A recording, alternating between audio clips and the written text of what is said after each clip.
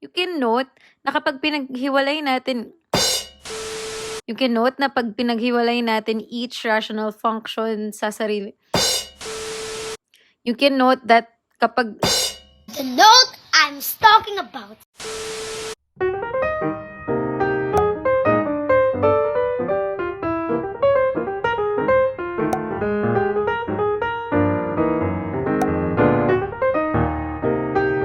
Hi everyone, it's me again, Ma'am Ima, and I will be your teacher for today's lecture. So for today's lesson, ang pag-uusapan natin ay partial fractions or integration using partial Pag-uusapan natin ay integration using partial fractions. So, we need to recall what a rational function is first. A function h is said to be a rational function if it can be written as f of x over g of x, where f and g are both polynomial functions.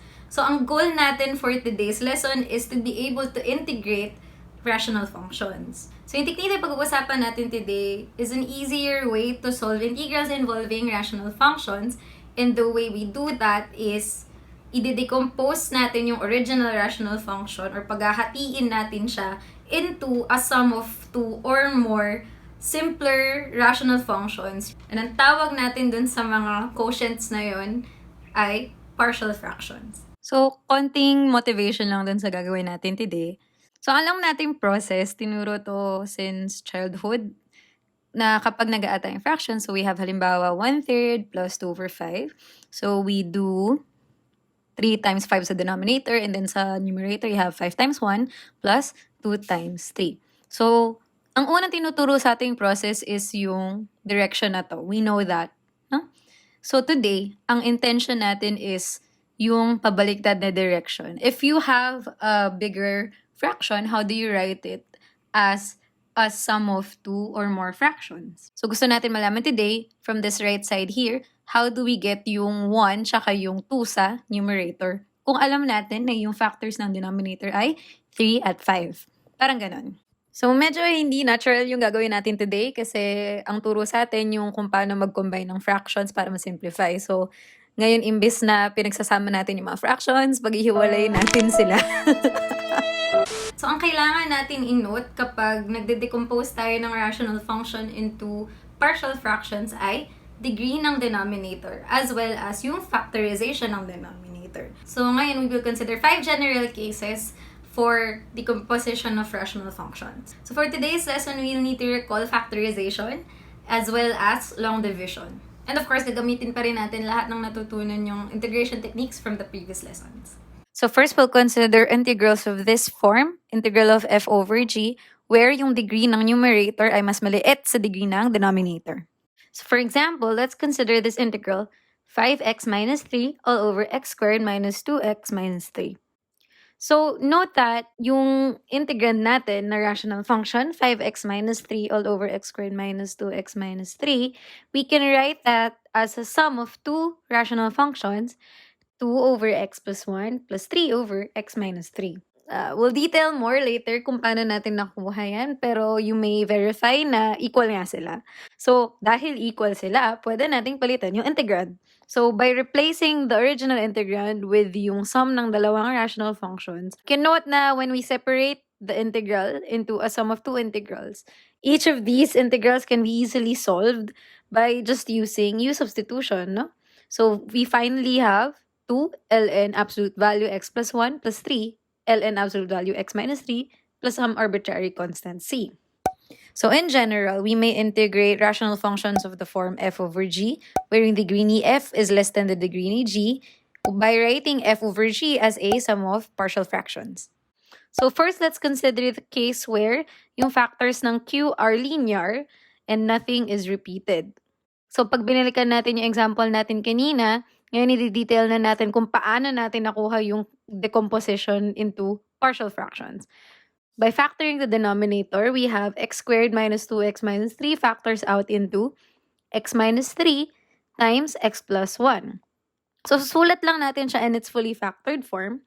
And then for now, so gusto natin makahanap ng constants a and b such that kapag inad mo tong dalawang rational functions na to, a over x minus 3 plus b over x plus 1, makukuha natin yung 5x minus 3 all over x minus 3 times x plus 1. So we have to solve for the values of a and b. So paano natin gagawin yun? Note na kapag pinagsama nyo yung dalawang rational functions sa right ba yun? Oh my God. Basta yung may a and b. Note na kapag sinulat nyo siya as one rational function, so magiging siyang a times x plus 1 plus b times x minus 3. And you want to solve again for a and b such that equal tong mga to. So basically, you just compare. And when are two rational functions equal? When the numerator and the denominator are equal. So, sure na tayo na yung denominator equals. So, pipilitin natin na mag-equal yung numerator. So, therefore, you have to solve for a and b such that 5x minus 3 will now be equal to a times x plus 1 plus b times x minus 3. And basically, here we just distribute. So, you just have ax plus a plus bx minus 3b. And then, pagsasamahin lang natin lahat ng terms na nakamultiply sa same degree. So, for example, lahat ng constants, kukunin natin. Ang constants natin dyan ay a minus 3b. And then, lahat ng nakamultiply sa x, which are a and b. So, you have 8 plus b times x. So, now, since gusto mo maging equal yung dalawang expression, kailan sila maging equal? Kapag yung coefficient ng bawat power ng x ay equal. So, halimbawa dito, kung may 5x ka on one side, then on the other side, dapat yung nakamultiply sa x, yung value niya should also be 5. So basically, we just equate yung coefficient, so you get 5 should be equal to a plus b. Similarly, kung may negative 3 ka sa kabila, dapat sa other side, meron kang negative 3 din. So yung constants natin doon, a minus 3b should be equal to negative 3.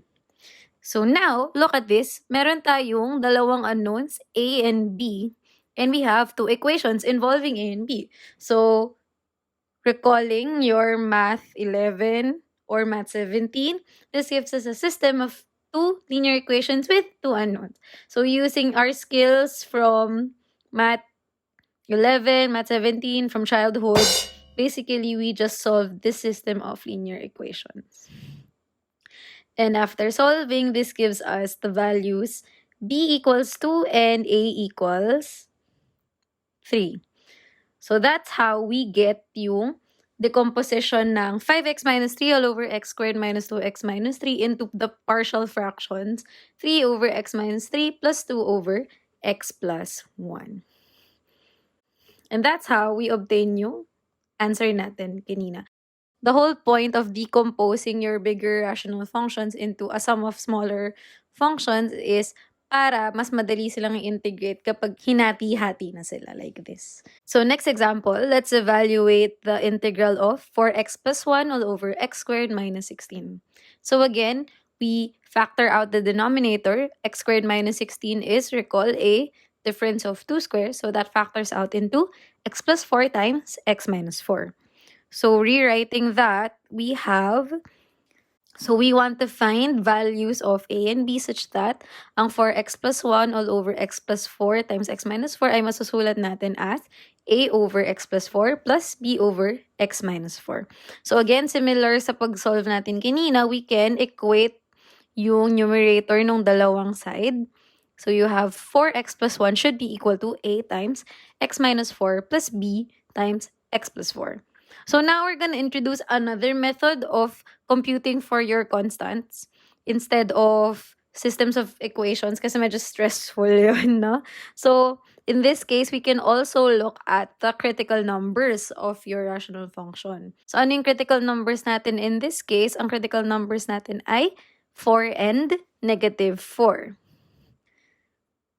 So knowing those, and we have our expression here. So let's call this expression star. Ang gagawin lang natin ngayon is ipa-plug in natin yung critical numbers dun sa expression star.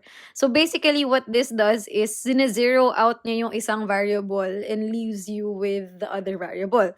So halimbawa, when you plug in x equals 4 sa star, you just get, so saksak nyo lang, and then yung term na may x minus 4, dahil sinaksakan nyo ng form 0 na yun. So that basically gives you just b, an expression in terms of b.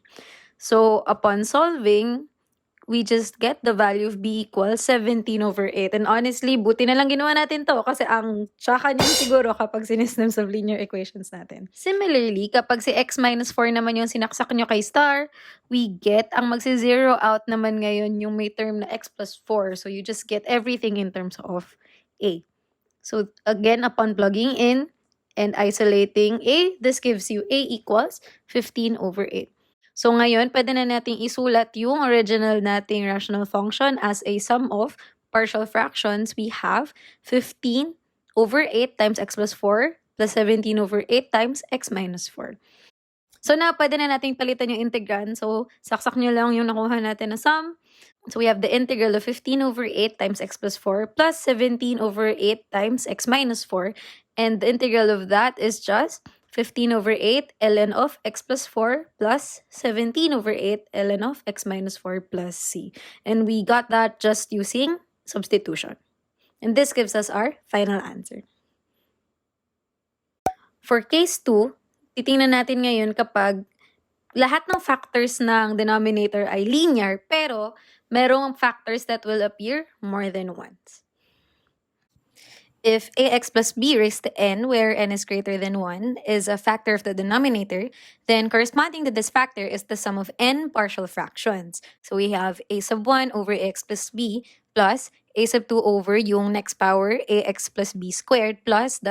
hanggang sa a sub n over ax plus b raised to n. So hanggang dun sa power nung factor natin. For some real numbers a1 up to an. And yung a1 up to an, yun yung gusto nating i-determine. In this regard, you can think of yung first two examples natin for case 1 as two distinct factors na ax plus b and say some cx plus d. And pareho silang raised to 1 lang. Kaya meron silang a over ax plus b plus yung b over cx plus d. So let's look at this example where we evaluate the integral of x plus 5 all over x minus 1 squared times x plus 2. So note na si x minus 1 na factor appears more than once. So squared siya. So for this, ang gagawin natin is we write a over x minus 1. Tapos, yung susunod na power, which is x minus 1 squared, we write another fraction for that. And then, yung isa pang factor na natira, which is x plus 2, we write c over x plus 2.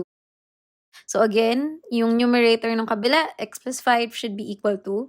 So again, you have a, ang denominator niya x minus 1. So ano yung kulang na factors? Kailangan mo ng isa pang x minus 1 at yung x plus 2. So you have a times x plus 2 times x minus 1. And then b, meron na siya no x minus 1 squared. So ang kulang na lang na factor ay x plus 2. So you have b times x plus 2. And then lastly, you have c, which already has x plus 2 sa denominator. So ang kulang na lang ay yung x minus 1 quantity squared. So you have plus c times x minus 1 quantity squared. For this example, we'll solve for a, b, and c using the critical numbers. So ano ulit yung critical numbers ng integrand natin? We have, ang critical numbers niya ay x equals 1 and x equals negative 2. So again, we'll try to evaluate kapag in-evaluate natin yung expression sa taas sa x equals 1, then we get, dalawa yung term na may factor na x minus 1, diba? Yung may nakamultiply sa a and nakamultiply sa c. So automatically, kapag sinaksak si 1 doon, magzi-zero both terms and ang matitira na lang ay in terms of b. So solving for that, we get the value of b is 2. Similarly, kapag si x minus 2 yung sinaksak natin sa expression, mawawala lahat ng terms na may involved na x plus 2. So, zeroed out na yung nakamultiply sa a at nakamultiply sa b. So, matitira na lang is an expression in terms of c. So, you can easily solve for c. C will just be 1/3. Kung ganun, paano natin makuha yung value ni a? Well, pwede tayong pumili ng kahit anong value na hindi 1 or negative 2. Since alam naman na natin yung value ng b and c, whatever x value we choose, kapag sinaksak natin dun sa expression, matitira na lang talaga in terms of a. So, para mas madali ng slight ang buhay, try natin when x is 0.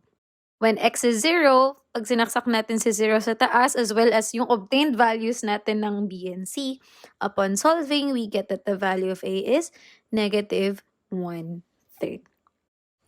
And now we can replace our integrand with its decomposition. So we have that the integral of x plus 5 all over x minus 1 squared times x plus 2 will be equal to the integral of negative 1 all over 3 times x minus 1 plus 2 all over x minus 1 squared plus 1 over 3 times x plus 2. So pwede natin paghiwalayin yung integral term by term. Yung first and yung last na integral are both just ln's. So you have negative 1/3 ln of absolute value x minus 1 and 1/3 ln absolute value x plus 2. Sorry, hindi ko na sulat agad yung absolute value. Mamaya meron na yan. And then for the integral in the middle, that will just be U-substitution and then power rule. So you have 2 times x minus 1 raised to minus 1 all over minus 1.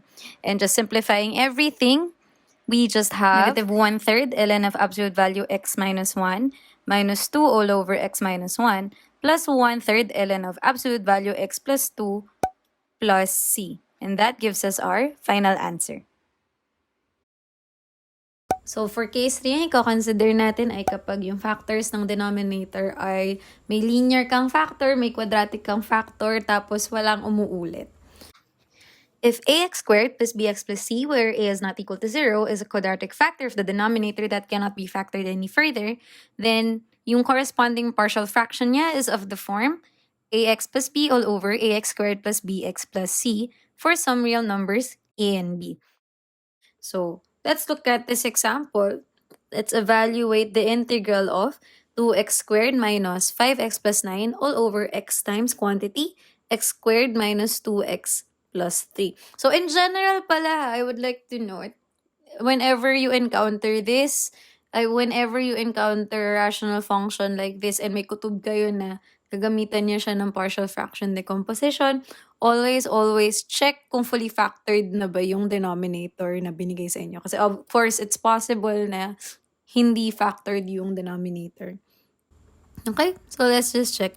Note, by the way, the x squared minus 2x plus 3 is not factorable any further. No? Again, we write yung for linear factor natin, nag-iisa. So you have an a over x here. And yung quadratic expression na hindi na natin na-factor, you write, instead of just a constant, we write px plus c. Okay? Okay.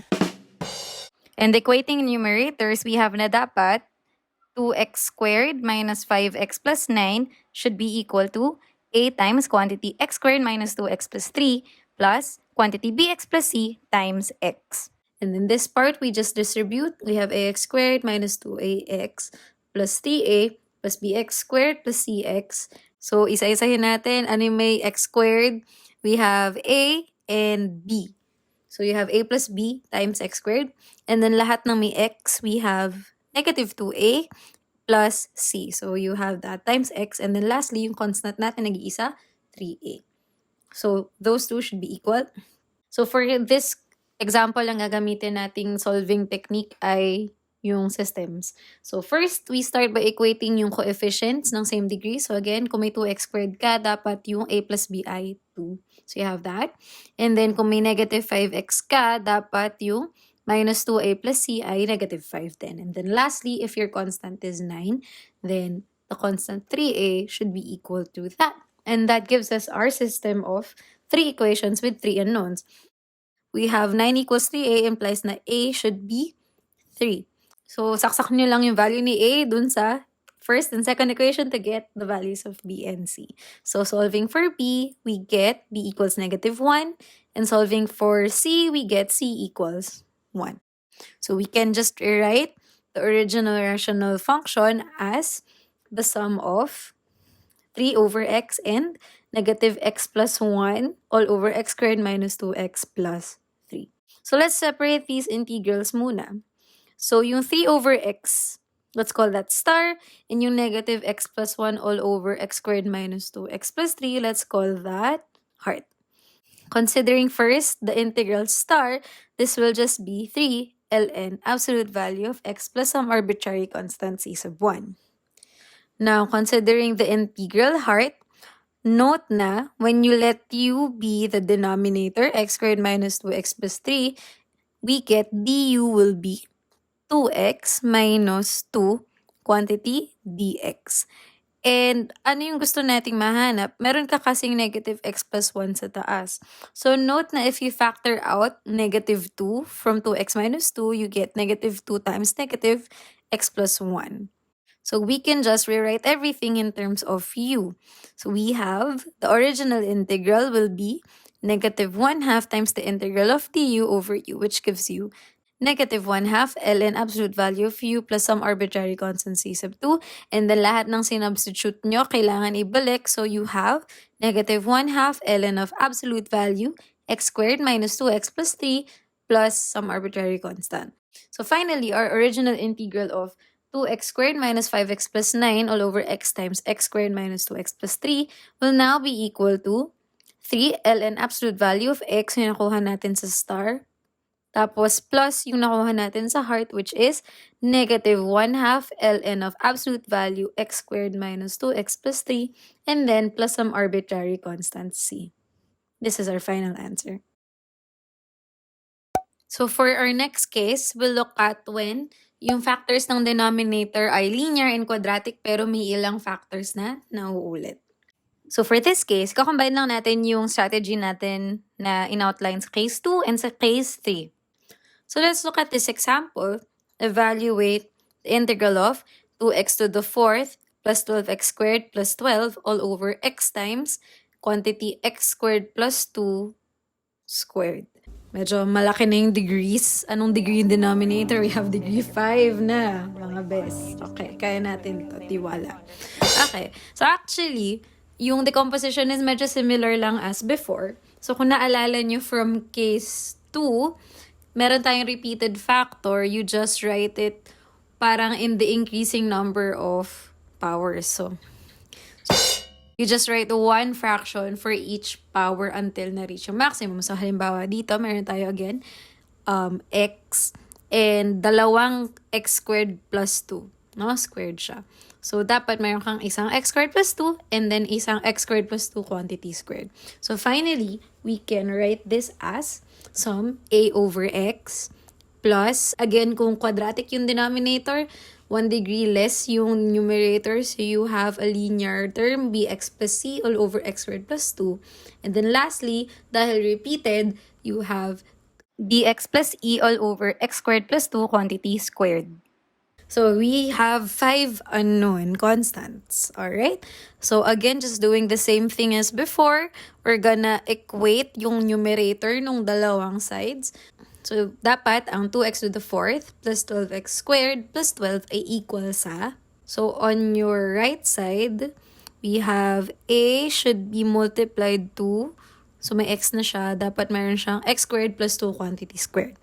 And then next, ang bx plus c should be multiplied to, so may isa na siyang x squared plus 2, so ang kulang na lang ay x and x squared plus 2 na isa pa. And then lastly, ang dx plus e, meron na siyang x squared plus 2 squared, so ang kulang na lang ay times x. So these two expressions should be equal. And then here starts the long and daunting process ng pag-solve for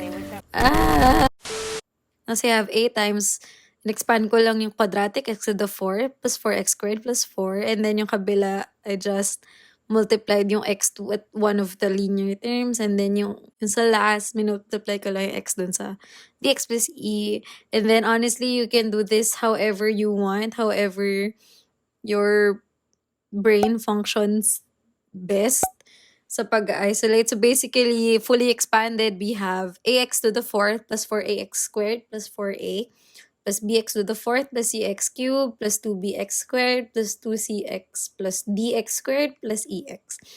So, again, once you're sure na fully expanded na yan, pagkasama-samahin lang natin lahat ng pare-parehong coefficient. So, ano yung mga may x to the 4th? Meron tayong a tsaka b. So, you have a plus b, x to the 4th. Tapos, ngayon lahat ng may cube, nag-iisa lang siya, we just have cx cubed. And then next, we have yung may x squared. Ang may x squared ay 4a, 2b, at d. So you have 4a plus 2b plus d times x squared plus lahat ng coefficients ng x. So we have 2c plus e. times x. And then lastly, we have ang constant. Ang iisa lang naman, we have 4a. So, madugo yung proseso at madali magkamali. So, dahan-dahanin nyo to.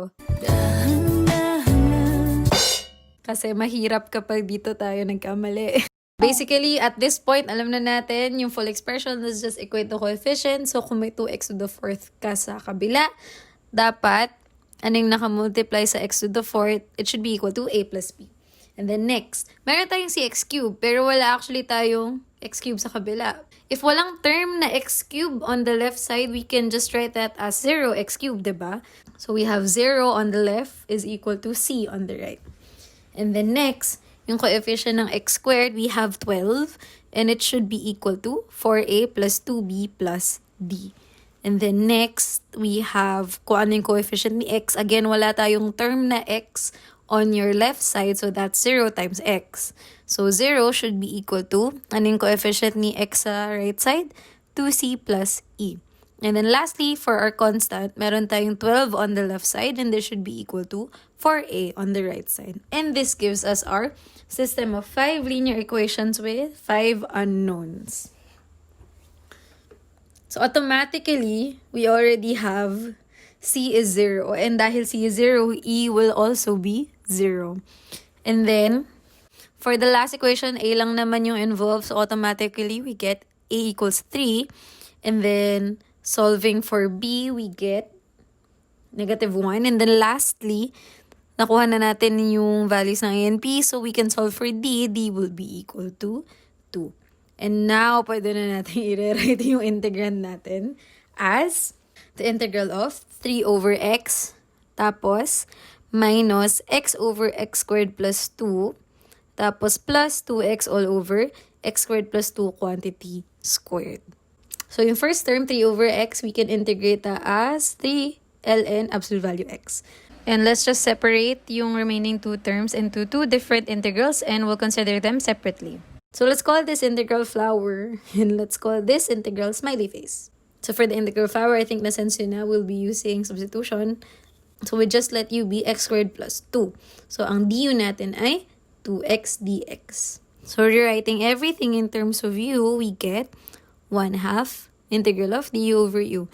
And this is just 1/2 ln of absolute value u plus some arbitrary constant c sub 1. And again, ibabalik lang natin. So we just have 1/2 ln of absolute value x squared plus 2. That's some arbitrary constant, c sub 1. And then for smiley face, we also use substitution, no? We let u be x squared plus 2. And this again gives us du na 2x dx. So again, rewriting everything in terms of u, you get the integral of du over u squared. And this will be u to the negative 1 over negative 1 plus some c sub 2. And again, ibabalik lang natin. So this is just negative 1 all over x squared plus 2 plus c sub 2. One eternity later. So finally, putting everything together, the original integral is now equal to 3 ln of absolute value of x minus 1/2 ln of x squared plus 2 minus 1 over x squared plus 2 plus some arbitrary constant c. And this is our final answer. And for our last case, we will just be using substitution. So halimbawa, if we are asked to evaluate something like this, the integral of 3x squared plus 4x plus 1 all over x cubed plus 2x squared plus x. Note na, if we let u be the denominator x cubed plus 2x squared plus x, then du is 3x squared plus 4x plus 1 and then meron kang dx. And that is exactly your numerator. So, we'll just write everything in terms of u to get the integral of du over u, and this is just ln of absolute value of u plus some arbitrary constant. And again, dahil nag-substitute tayo, papalitan nyo lang yung loob. So, this is just the ln of absolute value x cubed plus 2x squared plus x plus c. And this is our final answer. So now we will consider integrals of the form integral of f over g, where yung degree ng numerator ay greater than or equal to yung degree ng denominator. So for this case, we will use long division. So recall na if you have a rational function f over g, where yung degree ng numerator ay mas malaki or equal dun sa degree ng denominator, pwede natin siyang isulat as some polynomial q of x plus some rational function r of x over g of x where r is also a polynomial and yung degree ni r is strictly less than yung degree ni g. And note na when this happens, yung integration ng rational function r over g will fall under one of the first 5 cases.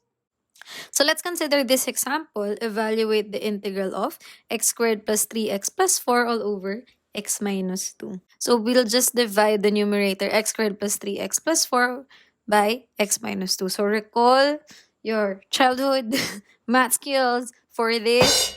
Okay, so recall lang natin paano ba tayo naglo-long division.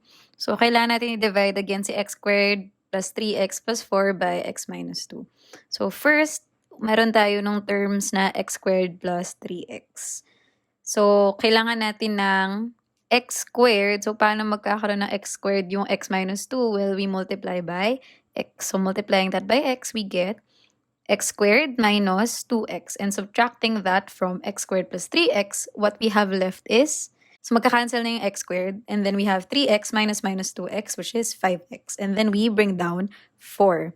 Tapos, now we have 5x plus 4, which we need to divide by x minus 2. So, yung 5x yung kailangan mag-cancel this time. So, you multiply x minus 2 by 5.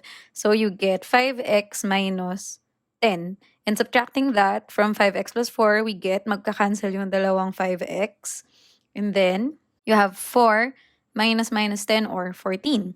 Hence, by long division, we can write x squared plus 3x plus 4 all over x minus 2 as yung quotient natin, x plus 5, plus yung remainder natin, which is 14 all over x minus 2. So now, replacing yung original integrand by yung nakuha natin na quotient plus remainder form, we have that the integral of x squared plus 3x plus 4 all over x minus 2 is equal to the integral of quantity x plus 5 plus 14 all over x minus 2. So we can just integrate this term by term again, no? So we have x will be x squared over 2, and then 5 will be 5x, and then note na yung natitira falls under one of the first 5 cases we considered na kapag yung degree ng denominator ay mas malaki kaysa sa degree ng numerator. So for this, you just use substitution to get 14 ln of absolute value x minus 2. And the sum of all these plus some arbitrary constant is our final answer. So for our next example, we'll evaluate the integral x squared plus 2x plus 3 all over x squared minus 3x plus 2. So this time, equal yung degree ng numerator sa degree ng denominator. So again, gamitan natin siya ng long division. So you just basically write that as x squared plus 2x plus 3 divided by x squared minus 3x plus 2. So, para sa lang x squared, so ang kailangan mo lang ay 1. Multiplying 1 to the divisor, that gives you x squared minus 3x plus 2. And then, just subtracting that from the dividend, magka-cancel na yung x squared. So, you have 2x minus 3x, so that's 5x. Tapos, yung 3 minus 2 will be 1. So, you have 5x plus 1. So, therefore, we can rewrite the original integral as 1 plus yung magiging remainder term, 5x plus 1 over the divisor, which is x squared minus 3x plus 2. And yung 1, kayang-kayang integrate, that's just x.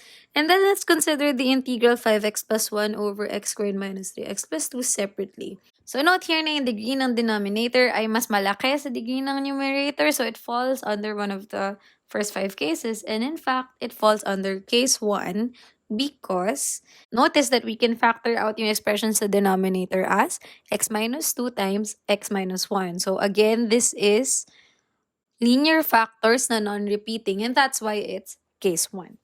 So, doing the same thing that we did kanina, we can write this rational expression as sum a over x minus 2 plus sum b over x minus 1.